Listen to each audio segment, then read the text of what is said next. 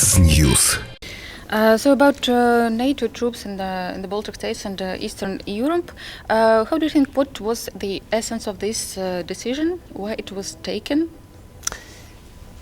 The essence of the decision to increase NATO presence in the East is, of course, to strengthen our deterrence when it comes to a potential Russian aggression. I think that an increased NATO presence in the Baltic states and Poland, other Eastern countries, will deter Russia from even thinking about attacking you. Okay, but we have, NATO has or is going to have 4,000 soldiers here in the Baltic states, and Russia is deploying 30,000 next to its border. Yeah, but I don't think you could calculate that way. The fact is that if Russia were to attack Latvia or another Baltic state, they would know that now they will be attacking not only Latvia but the whole of NATO alliance. So the 4,000 we have deployed will then very swiftly be followed by others. But of course you raise an issue, and my point is very clear. If Russia continues its provocations, then I think we should consider a permanent basing of NATO troops in the East so that we can react more swiftly. How many? Well, I don't think the numbers are the most important thing to discuss right now, because all in all, NATO forces are better equipped, more modern than the Russian forces. While Russia has modernized significantly their military during recent years, we still have very modern, very strong forces. But I think what is most important to discuss now is the presence. And if Russia continues to provoke its provocations, I think we need to be able to react more swiftly, and that would require a permanent basing. What did you call provocations? I mean, by Russians. Yeah, well, they do not think they make any provocations. That could be many things. In the conventional scale, it could be their military exercises that could very swiftly be turned into an aggression. Then, in a more sophisticated manner, they could threaten to use what we call hybrid warfare. Hybrid warfare is their effort to create disturbances, to develop dissatisfaction within Russian-speaking communities. They could send in small green men. They could initiate sophisticated disinformation. All that has been seen in Crimea before, and they could engage in such activities once again.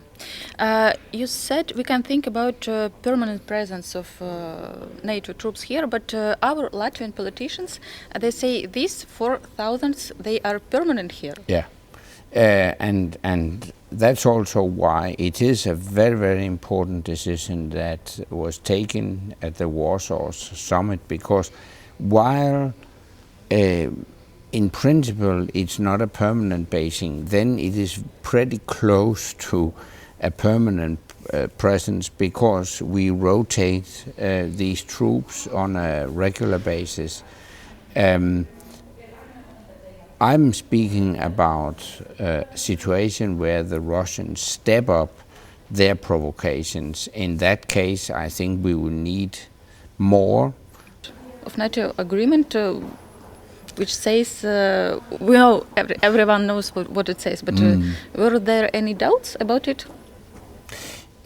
No, I can assure you that NATO would help any ally that were to be attacked. Article 5 is very clear. It states that we consider an attack on one an attack on all. However, we have seen a more assertive Russian behavior recently, and that's why we want to strengthen our territorial defense to deter Russia from even thinking about attacking Latvia or any other ally. I don't know if you have seen the film made by BBC, The Third World War.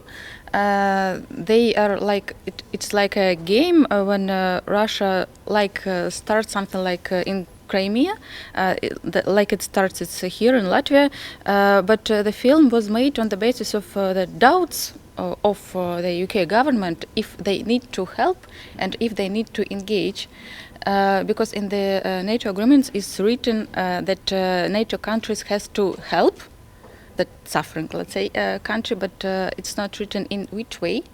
It's not written they have to send soldiers or they have to send any other kind of help. So maybe it will be the help with advice?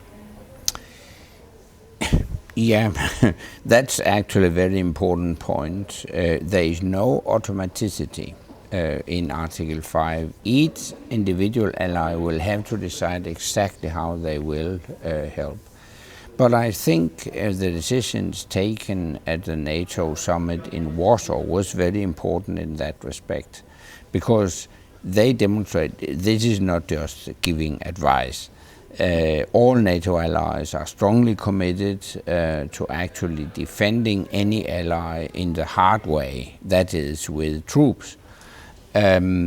Furthermore, we have decided that cybersecurity is now part of our collective security, which means that also cyber attacks can invoke Article 5 in the future. How could you describe the role of USA in NATO? The role of United States of America? Yeah. Of course, NATO wouldn't exist without a strong commitment from the United States to defending any ally that comes under attack. That's also why Mr. Trump's statement that the United States will only defend allies that contribute at least 2% of GDP in defense is undermining the credibility of our collective defense. And that statement, if he were to be elected president, might tempt Mr. Putin to test the resolve of NATO. So the conclusion is we need a strong American commitment. And I would very much like to see an even stronger American engagement in European security, because we are now in a completely new security situation in Europe after the Russian aggression against Ukraine. So we need the US to demonstrate more global leadership. And if the Trump is to be the president of the USA, what kind of reaction do you expect from him? What he's going to do? Well, of course, we don't know who will be his advisors, and that might very well have an impact on his foreign defense and security policy. But if we were to take his statements for face value, then he has raised doubts about the American commitment to our collective defense. And you could easily imagine Mr. Putin not just open a bottle of champagne, but also in more concrete terms try to test the resolve of NATO to actually defend an ally that doesn't pay 2% of GDP or doesn't invest at least 2% GDP in defense. So I'm concerned that if Mr. Trump were to be elected president of the United States, it would really weaken NATO. About the GDP, just a few words. We have to invest these 2% of GDP in that budget. But is it important for NATO what exactly we do with this money? Of course, it's not just a question about the amount of money you spend on defense. It's equally important how do you spend that money. And obviously, seen from a NATO perspective, it's important that you invest in capabilities that are relevant in the current security situation, including the possibility to actually move your forces around. Stationary forces in barracks are not the future of NATO. You need to be able to transport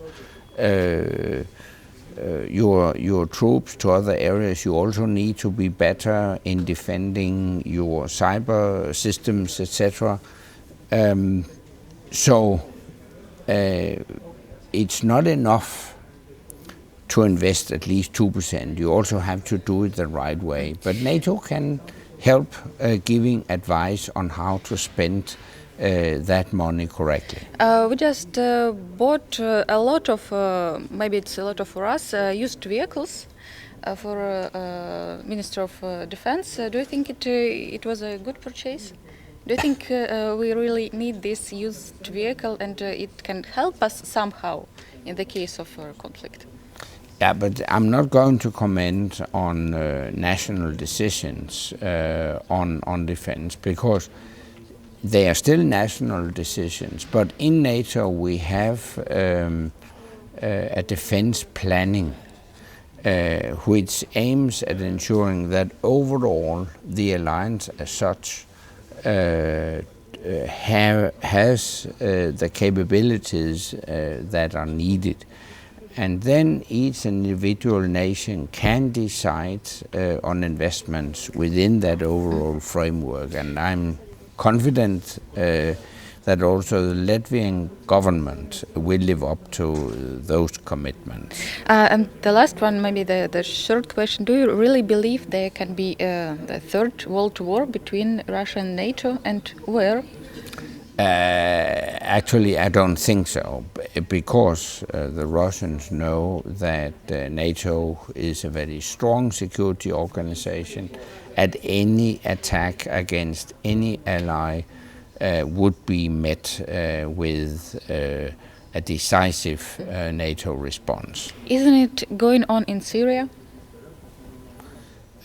No, we can't call that a third world war, but because, of course,